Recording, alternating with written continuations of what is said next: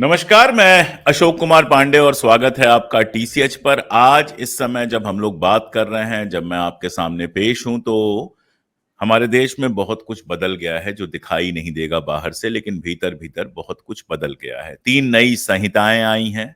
संहिता का मतलब कोड होता है, जिसको आमतौर पे कोड कहा जाता है। ये हिंदी में संहिताएं, इनका नाम जो दिया गया है वो हिंदी में दिया गया है। संस्कृत जैसा लगता है, न्याय संहिता। और ये जो संहिताएं आई हैं, इनके बारे में लीगल एक्सपर्ट्स का ये कहना है, हमारे जैसे लोगों के लिए समझना अभी आसान काम नहीं है। पढ़ेंगे समझेंगे जब समझाया जाएगा। लेकिन लीगल एक्सपर्ट्स का ये कहना है कि ये एक तरह से पुलिस स्टेट की वापसी जैसा है। इस पर कोई फाइनल कमेंट हमारे जैसा व्यक्ति नहीं कर सकता है, लेकिन जवाहर सरकार जो एक सीनियर आईएएस रहे हैं, उन्होंने एक ट्वीट किया है। उस ट्वीट में उन्होंने लिखा है कि 172 के भीतर बीएनएस जो है, भारतीय न्याय संहिता, उसमें धारा 172 में पुलिस किसी को भी बिना वारंट के अरेस्ट कर सकती है। आपने बहुत सारी फिल्में देखी होंगी जहां पुलिस पहुंचती है और हीरो कहता है वारंट कहाँ है। तो अब वो हीरो ये नहीं कह पाएगा सरकार साहब के हिसाब से कि वारंट कहाँ है। दूसरा ये बताते हैं कि 187(2) के हिसाब से आप पुलिस कस्टडी में 90 दिन रह सकते हैं। पहले ये केवल 24 घंटे का था, 24 घंटे के अंदर मजिस्ट्रेट के सामने पेश करना होता था। अब 90 दिन यानी 3 महीने आप पुलिस कस्टडी में रह सकते हैं। सेक्शन 111(1) के बारे में आप बता रहे हैं, ओल्ड आईपीसी के हिसाब से आप बता रहे हैं कि आप अगर सरकार के खिलाफ बहुत स्ट्रांगली बोलते हैं तो आप आतंकवादी घोषित हो सकते हैं। सेक्शन 197 के हिसाब से ये बता रहे हैं कि किसी भी इंफॉर्मेशन को फॉल्स या मिसलीडिंग कहा जा सकता है, झूठी या मिसलीडिंग कहा जा सकता है, और ये क्रिमिनल एक्टिविटी हो सकती है। सेक्शन 150 152 के बारे में बताते हैं कि सरकार जो है वो, अगर आप अपने डेमोक्रेटिक राइट्स का उपयोग कर रहे हैं, लोकतांत्रिक अधिकारों का उपयोग कर रहे हैं, और सरकार को अगर लगता है कि ये भारत की संप्रभुता के लिए संकट हो सकता है, तो आप जो हैं वो, और आखिरी में उनका कमेंट है कि सरकार या बाकी सारे लोग मुसलमानों के खिलाफ कितना भी हैटर्ड भड़काएं, लेकिन अगर आप कम्युनलिज्म पर कुछ कहते हैं, लिखते हैं, तो यह आपराधिक हो सकता है। ये जवाहर सरकार का कहना है, जो उन्होंने अपने एक ट्वीट में कहा है। वो ट्वीट आप देख पा रहे होंगे स्क्रीन पर। इसके अलावा भी कई सारे बड़े न्यायविद, कानूनविद और इन तरह के लोग लगातार कह रहे हैं कि ये पुलिस स्टेट की तरफ बढ़ता हुआ कदम है। कुछ लोगों ने इसकी तुलना रॉलेट एक्ट से की है। इसकी तारीफें करने वाले भी हैं, बहुत सारे लोग इसकी तारीफ कर रहे हैं कि खासतौर पर महिलाओं से जुड़े अपराधों को लेकर ये ज्यादा सेंसिटिव है। क्या है, कैसे है, मुझे नहीं पता, लेकिन मुझे इतना पता है कि जब इसे पास किया गया तो संसद में लगभग विपक्ष नहीं था। सरकार का अपना जो कार्यकाल था वो खत्म होने वाला था। संसद से विपक्ष लगभग गायब था, क्योंकि उसको सस्पेंड कर दिया गया था, बाहर कर दिया गया था। जिस तरह की बहसें संसद के अंदर और बाहर आमतौर पर इतना बड़ा कानून बनाने से पहले हमने पहले देखी और सुनी है, वो इस बार देखने और सुनने को नहीं मिली। और इसमें बहुत सारी जगह हैं जहां बदलाव की जरूरत है, ऐसा कानूनविदों का कहना है। अब क्या होगा, क्या नहीं होगा, हम यहाँ जो बात कर रहे हैं वो कोई क्राइम है या नहीं है, हमें नहीं पता, हम नहीं जानते, क्योंकि हम कानून के विद्यार्थी नहीं हैं, हम कानून को उस तरह से समझ नहीं सकते। लेकिन इस तरह से एक इतने बड़े चेंज, इतना बड़ा परिवर्तन देश के कानून में आ गया, और अभी विपक्ष की तरफ से भी कोई बहुत बयानात नहीं आए हैं। संसद चली, उसमें भी विपक्ष ने कुछ खास कहा नहीं। इस मुद्दे को लेकर तो कोई बात हुई नहीं। कई सारे लोगों ने कहा डीफर कर दिया जाएगा, लेकिन विपक्ष को अपनी लीगल, अपनी कॉन्स्टिट्यूशनल पोजीशन पर बैठकर जो कहना चाहिए था, वो अभी तक सुनाई नहीं दिया है। आखिरी बात यह कि पहली गिरफ्तारी हुई है एक ठेला रेहड़ी लगाने वाले की। दिल्ली के एएनआई की खबर है कि पहली गिरफ्तारी हुई है एक रेहड़ी लगाने वाले, ठेला लगाने वाले गरीब मजदूर की, जिसके ऊपर आरोप यह लगाया गया है कि वो सड़क पे आम लोगों का रास्ता रोक रहा था। मैं अपनी बात यहीं रेस्ट कर रहा हूं। मैं कोशिश करूंगा कि बहुत जल्द किसी बड़े लीगल एक्सपर्ट से भी इस पर बात की जाए। लेकिन राजू भाई हमारे साथ आज हैं। राजू जी हमारे समाज को भी अच्छी तरह समझते हैं, राजनीति को भी समझते हैं, और विपक्ष और सत्ता दोनों के लिए क्रिटिकल लगातार रहे हैं। ये जिस तरह से कानून लागू हुआ, जिस तरह से जवाहर सरकार का ये आपने बयान सुना, इसके अलावा और बहुत सारे लोग ये लेकर आ रहे हैं, विपक्ष की जिस तरह से प्रतिक्रिया है, मैं सवाल नहीं पूछ रहा हूं, आपके ऊपर छोड़ रहा हूं कि पहला आप आराम से थोड़ा डिटेल्ड कमेंट दें, उसके बाद सवाल जवाब पर बात होगी। देखिए, ये संहिता जो है, जिसे इन्होंने संहिता कहा है, कोड जो सीआरपीसी और आईपीसी की जगह ये संहिता लेगी। और सबसे बड़ी बात ये है कि इसमें बहुत सारी कमियाँ, खामियाँ और सबसे इम्पोर्टेंट चीज़ है कि लोकतांत्रिक देश में या किसी भी देश में लोगों के वेलफेयर के लिए कानून बनाए जाते हैं। ये पहली बार शायद ये हुआ होगा कि बिना किसी सोच-समझ के या किसी के साथ डिस्कशन किए बिना या विपक्ष के साथ लोगों को जिनको अफ़ेक्ट होगा उनके प्रतिनिधियों के साथ डिस्कशन किए बिना यानी 150 सांसद निलंबित थे उसका मतलब एक कॉन्स्टिट्यूएंसी में आप 5 लाख लोग पकड़िए, इंटू 150 करिए तो उतने हैं और जवाहर सरकार ने ये ट्वीट डाला है तो वो टीएमसी के सांसद भी है, राज्यसभा में, ये भी आप बात समझिए। तो ये सारे लोगों को नजरअंदाज करके बाईपास करके ये पूरे रूप से आपातकालीन स्थिति पैदा करने के लिए ये कानून लाए गए। इसमें मैं आप इंटरप्रिटेशन कुछ नहीं करिए, पढ़ना अपने आप में सेल्फ एक्सप्लेनेटरी है। हम कोई उसमें उसकी उसकी सराहना की जा रही है, उसकी बातें अलग है। सराहना की जा रही है, वो बातें तो आईपीसी, सीआरपीसी में वो आसान थी, यानी जैसे कि पुलिस थाने में आप किसी को कम्युनिकेट कर सकते हैं वगैरह, छोटी बातें हैं, वो सब ठीक है।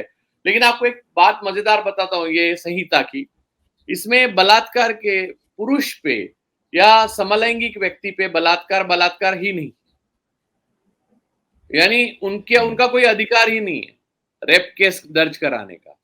ये आप समझिए। इसमें स्टेट से कहा गया है कि स्टेट्स अपने हिसाब से इसमें चेंजेस कर सकते हैं, हाँ, तो लेकिन हो सकता है देखिए कि अगर इसको आप आगे आगे डाल दिया जाए।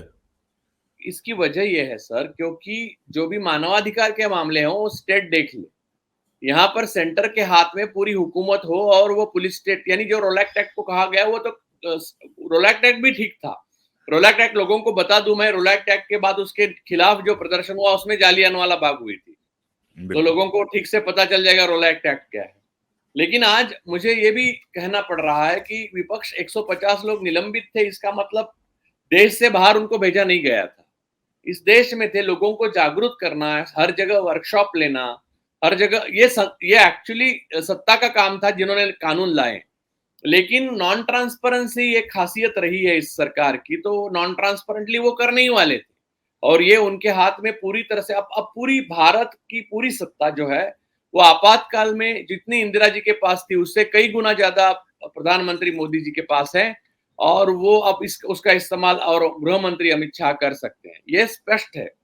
बाकी जो छोटे मोटे बदलाव किए गए हैं सीआरपीसी, आईपीसी वगैरह में, वो जो आपके हक छीन लिए गए हैं, आप समझ लीजिए सर कि ये जो आपने पढ़ के बताया जवाब, वो कोई गलत नहीं हो, सही है, एकदम सटीक रूप से उन्होंने लिखा है। वो सर वो सांसद भी है, जिम्मेदार, और जिम्मेदार आईएएस अफसर भी, ब्यूरोक्रेट्स भी रहे हैं। उन्होंने जो लिखा है वो पॉइंटर है वो सिर्फ, और वो क्लियर, वो लॉ में है, उनका खुद का अपना कुछ नहीं उसमें, और मैटर ऑफ इंटरप्रिटेशन के लिए भी कोई जगह नहीं है। अगर प्रधानमंत्री या गृह मंत्री कम्युनल बात करता है, जैसे उन्होंने मॉडल कोड ऑफ कंडक्ट का वायोलेशन करके चुनाव में किया, अगर उसके ऊपर आप प्रतिक्रिया भी देते हैं तो आपकी कम्युनल है बात, ये कहने के लिए पुलिस स्टेट फ्री है और आपको इसके लिए देशद्रोही या अंदर किया जा सकता है। दूसरी एक बात की धाराएं लगती है सर, जैसे कि एक केस हो जाता है तो धाराएं लगती, तो आज बेल मिलता है, आप बाहर आ जाते हो, है ना। अब हर धारा का अलग बेल होगा, आपको पता नहीं, आपको, और दूसरी सबसे और एक बात बताता हूं, आपने समझ लीजिए आपको एक काम, आपने कुछ सही गलत किया, उसके लिए आपको एक्यूज घोषित किया गया, फिर जेल में रखा गया, तो जेल में आपने 2.5 साल काटा और फिर आपको 5 साल की सजा हुई, तो 2.5 साल आपने काट लिए, तो 2.5 साल बचती है। इसमें यह प्रावधान नष्ट कर दिया है। तो ये सारी बातें क्या जनता के हित की है आप बताइए। और जो संविधान के बारे में हम कह रहे थे इलेक्शन से पहले कि संविधान ये लोग नष्ट करेंगे, तो इन्होंने आज कर दिया है, क्योंकि ये सारे जो छीने गए हैं वो संवैधानिक अधिकार है हमारे, क्योंकि आजादी, बात करना, सरकार पे सवाल उठाना, सरकार पे सवाल उठाना, सरकार पे क्रिटिसाइज करना, ये सारे हक है कॉन्स्टिट्यूशनल। तो ये अनकॉन्स्टिट्यूशनल है अपने आप में, अपनी संवैधानिक अधिकारों को छीने हुए कानून है। तो ये एक तरह के संविधान को हमसे छीना गया है। तो जो विपक्ष के लिए मैंने उस दिन कहा था कि वो संविधान की किताब दिखा रहे थे, संविधान का मतलब संविधान की किताब नहीं, हमारी आजादी है, हमारी स्पेस है, वो पूरी तरह से आज छीन ली गई है और उस पर हम उफ तक करने के काबिल नहीं बचे हैं। और इसमें विपक्ष भी शामिल है, क्योंकि संसद का मतलब आज संसद, विरोधी पक्ष का नेता जो है, विरोधियों का नेता जो है, फिर लोकसभा का एलओपी, लीडर ऑफ ऑपोजिशन है, फिर जुडिशरी है, जुडिशरी में तो चीफ जस्टिस ने इसकी सराहना की। अब ये बातें उनके सामने रख के चर्चा करने का कोई प्रावधान ही नहीं है देश में, तो अब वो सराहना करके रिटायर हो जाएंगे, बस हो गया उनका काम। तो वो अब मीडिया की तो आप पूछे ही नहीं, ब्यूरोक्रेसी तो बस आपको तो मालूम है कि बीजेपी को जीतने के लिए मदद नहीं की है, इसलिए डीएम के ट्रांसफर हो रहे हैं खुलेआम। तो अब आपके पास स्पेस ही नहीं बची है आजाद। तो आप अब फूड शो करिए या रील्स बनाइए गाने के या नाचिए। उस दिन वो क्रिकेट जीता, हमने क्रिकेट मैच, मैं तो क्रिकेट देखता नहीं सर, बहुत साल हो गए, क्योंकि मुझे मालूम है, मैं वो निधि से सहमत हूँ, निधि चौधरी ने डाला था, क्योंकि उसके ऊपर मैंने बहुत बड़ी आर्टिकल लिखी थी, बॉल आउट था, क्योंकि सचिन तेंदुलकर जब बहुत अच्छा खेलते थे, मैंने सचिन ग्लैडिएटर तेंदुलकर नाम का एक मराठी में आर्टिकल लिखी थी, लोकप्रभा इंडियन एक्सप्रेस की मराठी मैगजीन आया करती थी तब। तब मेरे ऊपर बहुत सारे दो हिस्सों में है, वो है मेरे ब्लॉग पे, इंग्लिश में भी ट्रांसलेटेड है वो। तो वो जो है, उसके बाद मैं हमेशा मानता हूँ कि ग्लैडिएटर का खेल है, उसके सरकार जब कुछ छुपाना है तो ये सब करती है। तो उस दिन मैच जीतने के बाद जो हुआ, उतने लोग भी सड़क पे नहीं आए भारतीय न्याय संहिता के लिए। ये अपने आप में दिखाता है कि हम संविधान हमसे छीना गया, हमारी आजादी तो 15 अगस्त 1947 में मिली, वो छीनी गई, और फिर भी लोगों को पता नहीं। वो एक अफीम लेके आराम से बैठे थे, आधे लोग धर्म की अफीम लेके बैठे थे और बचे हुए लोग क्रिकेट की अफीम लेके बैठे। लेकिन वही मैं कह रहा था आपसे कि संविधान हाथ में लेके सब लहरा रहे हैं, कोई दिक्कत नहीं है, पूरा विपक्ष संविधान हाथ में लेके लहरा रहा है, लगातार मुसलमानों की लिंचिंग हो रही है, उस पर कहीं कोई बात नहीं हो रही है, लगातार खबरें आ रही है। राजू भाई, आप देखेंगे तो शायद ही कोई स्टेट अब बच रहा हो जहां से मुसलमानों की लिंचिंग की खबर नहीं आ रही है। उस पर खामोश है, मुसलमान की जगह अल्पसंख्यक कहा जाता है, मुसलमानों का नाम तक नहीं लिया जाता है, पहला नंबर। दूसरी बात यह कि इतना बड़ा कानूनी बदलाव आ गया, संसद जब शुरू हुई, धन्यवाद हुआ, बड़े अच्छे अच्छे वो हुए, उसके बाद नीट की बात आई, नीट के बाद पे संसद रोक दी गई, वहीं पे बात खत्म हो गई। किसी ने इस चीज को उठाना भी जरूरी नहीं समझा, जबकि उस समय 2 या 3 दिन बाद यह कानून लागू होने वाला था। इस पर बात करने की भी कोशिश नहीं हुई। और अभी भी मैं देख रहा था कि चलताऊ ट्विटर बयानों के अलावा कोई बड़ी योजना हो इसके खिलाफ, खिलाफ क्या मतलब, इस पर लोगों से बात करने की, ये मुद्दा लोगों के बीच में लेके जाने की, कोई इस तरह की बात हो, कहीं कोई बात दिखाई नहीं दे रही। तो विपक्ष कहीं लैक नहीं कर रहा है अपनी वो आक्रामकता, एकदम केवल मतलब संविधान की बात करते करते वो केवल एक सिंबल में चेंज हो गया है, वो काली लाल किताब एक सिंबल में चेंज हो गई है। उससे इस तरह से बात होनी चाहिए, जिस तरह से संविधान पे हो रहे हमलों पर बात होनी चाहिए, वो नहीं हो रही है। सर, मुझे विपक्ष की विफलता का राज ही नहीं पता। अब ये तो नंबर की भी बात नहीं कर सकते। विपक्ष उतना ही बलवान है जितना सत्ता पक्ष है। ये भी हो सकता है सरकार गिराने के काबिल है, इतना बड़ा विपक्ष है।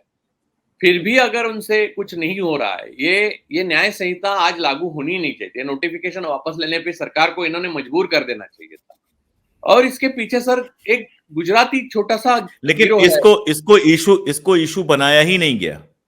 मतलब सर, ये होता कि आप लड़ते और सरकार नहीं मानती तो हम कहते चलो अब क्या कर सकते हैं, नहीं, सरकार इसको नहीं इसको मानी। आपने सर इशू ही नहीं बनाया। सर इसको इशू नहीं बनाया गया। डीएम के द्वारा चुनाव जीते जाते हैं, उसको इशू नहीं बनाया गया।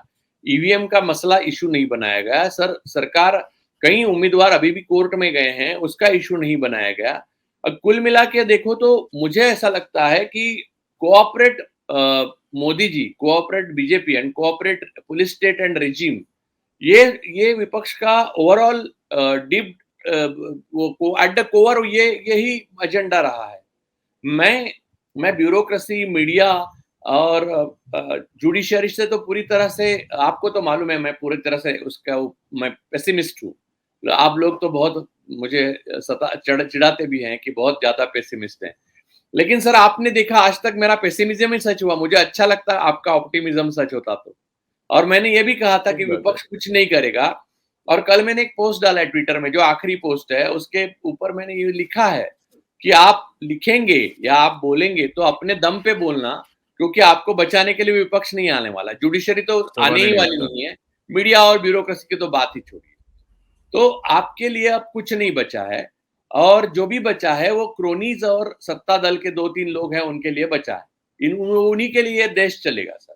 अगर कल जंगल तोड़े जाते हैं, आप आवाज उठाते, तो आप राष्ट्रद्रोही, ये नए कानून के हिसाब से राष्ट्रद्रोही हो सकते। और राष्ट्रद्रोही तय कौन करेगा सर? हम लोग पहले मुसलमानों को, यहाँ पर बाल ठाकरे बहुत बलशाली हुआ करते थे, तब वो करते, मुझे देशभक्त मुसलमान पसंद है, ऐसा बोलते थे। तो मैंने उनके ऊपर बहुत एक लिखी आर्टिकल लिखी और उसने लिखा, मैंने उससे लिखा तय कौन करेगा, बाल ठाकरे करेंगे कि देशभक्त कौन है देश।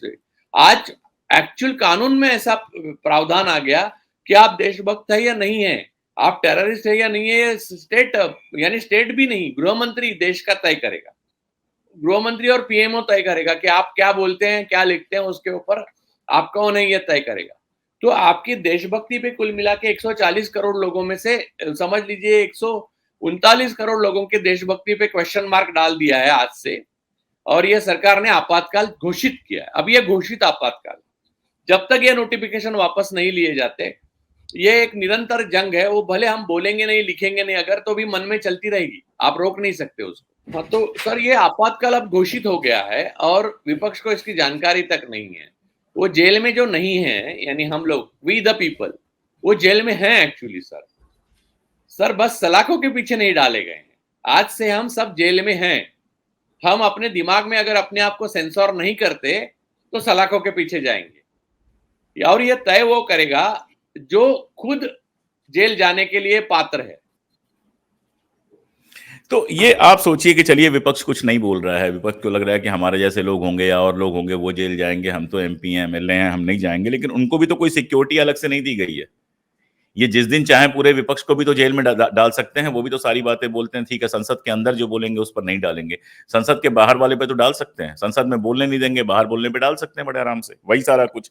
आप देखिए ऑब्स्ट्रक्शन का जो मामला है उसमें तो फिर कोई जुलूस नहीं निकाल सकता, कोई सड़क पे नहीं निकल सकता, कोई रैली नहीं कर सकता, कुछ नहीं कर सकता।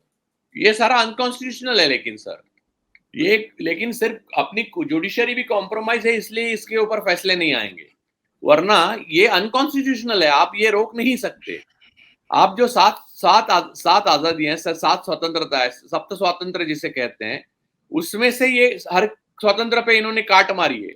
और अमित शाह जी ने संसद में, जबकि विपक्ष था ही नहीं, तब फड़फड़ा के ये बिल लाए, जैसे कि वो किसी से डिस्कस नहीं किया गया। उसका मैटर ऑफ इंटरप्रिटेशन में आगे जाके बहुत प्रॉब्लम होने वाली है, क्योंकि उसका अंत किसी को नहीं मालूम, उसका आगे जाके क्या करना है इन कानूनों का। वो देखिए, दो होता है, मैटर ऑफ इंटरप्रिटेशन या एप्लीकेशन ऑफ माइंड। दोनों में ये कानून खरे नहीं उतर रहे हैं सर। इसको फिनिश, यानी वो कानून बारबारिक है, बर्बर है, लेकिन उसको फिनिश भी नहीं किया गया। इतनी जल्दबाजी में किया गया है, तो उनको मालूम था अगली टर्म में हम लोग जिस तरह से आ सकते हैं, वो आएंगे तो लोग सवाल उठाएंगे, तो फिर प्रॉब्लम हो जाएगी। बहुत सारे खेल है। मैं एक आर्टिकल पढ़ रहा था राजू भाई, उसमें ये लिखा हुआ था कि अब हम एक ऐसे दौर में हैं कि अगले 20 साल तक दोनों कानून साथ साथ चलेंगे। जैसे कल 12 बजे के पहले जो केस हुआ और 12 बजे के बाद जो केस हुआ, दोनों को जिस तरह की इंडियन अपना कानून है, जो अपनी प्रक्रिया है, उसमें 15-15, 20-20 साल लग जाते हैं। तो अगर कल रात जो हुआ है उसके पहले वालों को छोड़ दें, उसके पहले वाले भी जाने कितने मुकदमे चल रहे हैं, कल रात जो हुआ है और 12 बजे के बाद हुआ है, इन दोनों को अगर केवल देख लें तो अगले 20 साल तक पुलिस अगर इन दो मामलों की तफ्तीश करती है और कोर्ट में इनके फैसले होते हैं, तो एक के मामले में ओल्ड सीआरपीसी से होगा, एक के मामले में नई न्याय दंड संहिता के साथ होगा। तो वो कोर्ट के अंदर, कानून के अंदर एक अलग तरीके की प्रॉब्लम भी क्रिएट करने वाला है। अगर थोड़ी देर हम ये सब कुछ छोड़ दें तो प्रक्रिया की भी बहुत सारी प्रॉब्लम क्रिएट होने वाली है। सर इसमें ये बात आप समझिए कि ये कानून इसलिए लाए नहीं गए हैं कि आईपीसी और सीआरपीसी में कुछ सुधार हो। ये कानून इसलिए लाए गए हैं कि सिर्फ गिने चुने लोग जो बोलते हैं, लिखते हैं, वो बच्चे कुचे जो लोग हैं, यूट्यूबर वगैरह, जिनकी वजह से इनके 240 में सारी कॉम्प्रोमाइजेस के बाद सिमट गए, उनका मुंह बंद करने के लिए कानून है, और वो स्पेसिफिकली यूज करने हैं। वो दिखावे के लिए 4 इधर उधर के लोगों पे करेंगे भी, लेकिन ये मुकदमे उन्हीं पे होंगे। आप देखिएगा, ये सत्ता को पूरी तरह से अपने हाथ में रखने के लिए 2 लोगों ने किए हुए कानून है। ये कुछ भी इसमें टेक्निकल या कॉन्स्टिट्यूशनल या वेलफेयर या कुछ भी सोचा नहीं गया है सर। तो ये सारे कानून जो है, जो कोर्ट में आज तक आप निराश होते थे, वो कानून के लेवल पे ही खत्म कर दिया है कि कोर्ट कह दे कि क्या करें, हम कानून में ऐसा लिखा हुआ है। तो कोर्ट में जो कॉम्प्रोमाइज हिस्सा है वो उनके लिए एकदम सुविधाजनक हो, और जो नॉन कॉम्प्रोमाइजिंग हिस्सा है, जैसे न्याय बिंदु जज थी, तो उनके लिए मुश्किल हो जाए कि आप कैसे मैं इनको छोड़ दूं, ये इतनी अन्याय तो हो रहा है लेकिन छोड़ नहीं सकती, नया नया तैयार रहता है। तो ये सारी चीजें हैं, वो आपातकाल के लिए की गई है, वो इसके लिए नहीं कि आम लोगों की जमीन जायदाद जंगल ये सब सुरक्षित रहे, इसलिए नहीं किया गया है। ये सिर्फ एक गिरोह है, उसके हाथ में सत्ता बची रहे और हमेशा के लिए रहे, जब तक वो जीवित है। इसलिए ये किया गया है और ये इसका परिणाम पूरा देश भुगतेगा आज से। अच्छा, थोड़ा पलट लेता हूं मैं, थोड़ा-सा दूसरे लेवल पे ले जाता हूं। हो गया न्याय संहिता की काफ़ी बात कर ली, अभी हम एक लीगल एक्सपर्ट से भी बात कर लेंगे, इसको समझेंगे। कल अचानक से, कल नहीं, परसों शायद अचानक से अजित पवार जी ने घोषणा की आपके यहाँ लाडली बहना योजना टाइप का 1,500 रुपए प्रति माह महिलाओं को देने का। कितना असर पड़ेगा इसके? क्योंकि ये मेरे ख्याल से आखिरी दांव खेला है आपकी अब उसको कौन सी सरकार, वो लोग कहते हैं महायुति सरकार, तो उसने आखिरी दांव खेला है वहां पर ये करके। कैसा लग रहा है आपको, क्या लग रहा है आपको कि कितना असर पड़ेगा महाराष्ट्र पर? क्योंकि मध्य प्रदेश में या यूपी में तो इसका बहुत असर पड़ा है। सर यहाँ 0 असर पड़ेगा। 0 हम्म। मैं बता रहा हूँ, क्योंकि पहले तो अजित पवार के मुँह से ये घोषणा लोगों को हास्यास्पद लगी, क्योंकि वो खुद बहन के साथ ही उनकी वाइफ लड़ी थी। ये तो एक पोएटिक जस्टिस ही हो गया फिर तो। दूसरी बात हाँ, सर बहन बहन का नाम वहां दिया है, हाँ ठीक है, बहन का हाँ, ही नाम से हाँ, किया है बहन कुछ। का जी नाम दिया। लाडली बहना तो बस लाडली बहना को पहले संसद से जी वंचित करना चाहते थे वो। जी। तो वो बात से क्लियर हो गया और दूसरी बात है कि सर इनकी क्रेडिबिलिटी कुछ नहीं है अजित दादा की, महाराष्ट्र में। आपने तो चुनाव में भी देख लिया, क्या कर सके? सर इतना धन, इतना बल, इतना मसल यूज़ करने के बाद भी कुछ ना कर सके। तो मुझे नहीं लगता इसका कुछ लोगों पे असर होगा, 0 असर होगा सर। क्योंकि लोगों को मालूम है कि और ऐसी लाडली बहना योजना डिक्लेयर करने के लिए क्या महाविकास आघाड़ी भी और दुगनी लाडली बहना योजना डिक्लेयर कर सकती है। और वो अजित दादा नहीं करेंगे तो उसकी 1% तो क्रेडिबिलिटी ज्यादा बढ़ेगी। तो महाराष्ट्र में वो असर होने वाला। देखिए आपको मैं एक बताता हूँ, जो विंध्य पर्वत के ऊपर असरदार है, वो विंध्य पर्वत के नीचे असरदार नहीं है। ये बात ऐसा आप नहीं है, तमिलनाडु में भी अम्मा को हमने देखा है, 2 रुपए किलो चावल जो था वो बहुत प्रभावी रहा था अम्मा के लिए। नहीं, नहीं, आज के तारीख में मैं बोल रहा हूँ। ये अच्छा, आज की फेडरलिज्म बात पे कर रहे अटैक हैं जी। ये जो सरकार ने की है, उसके बाद की बात बता रहा हूँ। विंध्य पर्वत के ऊपर और पहले डिवाइड ही नहीं था सर देश में, कोई डिवाइडर डाला गया नहीं था। अब ये डिवाइडर है कि विंध्य पर्वत के ऊपर जो चलेगा, वो विंध्य पर्वत के नीचे नहीं चलेगा। ये वाला हाल है। बस ये न्याय संहिता ऊपर और नीचे बराबर चलेगी। न्याय डंडा सब पे चलेगा, क्योंकि देखिए कल जनचौक नाम के उसमें एक आया था, मैंने वो डाला भी पढ़ा था था। मैंने, आपने ये शेयर किया था। ध्वंस कर सकते हैं, सृजन नहीं। इसी पॉइंट पे फिलहाल अपनी बात खत्म करते हैं, और लंबी बात करने का मन था, लेकिन ये ऐसा वाक्य आपने कहा है कि ध्वंस कर सकते हैं, सृजन नहीं। जनता को देखना है, हम तो तैयार हैं, हम तो आज भी बात कर रहे हैं, कल भी बात कर रहे हैं। जब तक उठा के अंदर नहीं डाल दिया जाएगा तब तक बात करते रहेंगे, डाल दिया जाएगा तो क्या कर सकते हैं। जितनी हैसियत है उतना प्रतिकार करेंगे, वकील से लेके, और बाकी सब नहीं कर पाएंगे तो खामोश हो जाएंगे। सोचना आपको है कि अगर हमारे जैसी और जनता के हित में उठने वाली सारी आवाजें खामोश हो जाएंगी तो इसका अल्टीमेट जो इसकी कीमत है वो किसको देनी पड़ेगी? वो कीमत आपको देनी पड़ेगी। आखिरशाह आप हैं। कानून सारे जो बनाए गए थे उसमें सुरक्षाएं दी गई थी, वो इसीलिए दी गई थी कि आपके साथ अन्याय ना हो सके। ठीक बात है, सरकार जो चाहेगी वो करेगी, लेकिन बहुत कुछ थाने भी चाहते हैं, बहुत कुछ दरोगा भी चाहते हैं, बहुत कुछ लोकल लेवल पर ऐसा होता है जो आप सब जानते हैं, उसकी वजहें क्या होती हैं, किस उद्देश्य से होता है, वो सारा कुछ आप तक भी पहुंचेगा। कोई ऐसा कानून नहीं होता जो दिल्ली तक रुक जाए और किसी गांव में, यूपी के, बिहार के, महाराष्ट्र के गांव तक ना पहुंचे, जो डीएम एसपी तक रुक जाए और सिपाही तक ना पहुंचे। कानून परकोलेट होके हर जगह पहुंचता है, और जब हर जगह पहुंचता है, पुलिस राज आता है, तो सबसे ज्यादा जनता को ही झेलना पड़ता है। इसलिए सोचिए, समझिए, जो विपक्ष आपने चुन के भेजा है उसके ऊपर लगातार दबाव बनाइए कि वो अपनी आवाज उठाए, ताकि इस न्याय संहिता को अगर वापस नहीं भी लिया जा सकता है तो कम से कम इसमें वो सुधार निश्चित तौर पे किए जाएं जिनके बाद जनता के अधिकार सुरक्षित रह सकें। आज के लिए इतना ही। राजू भाई, बहुत शुक्रिया। धन्यवाद सर।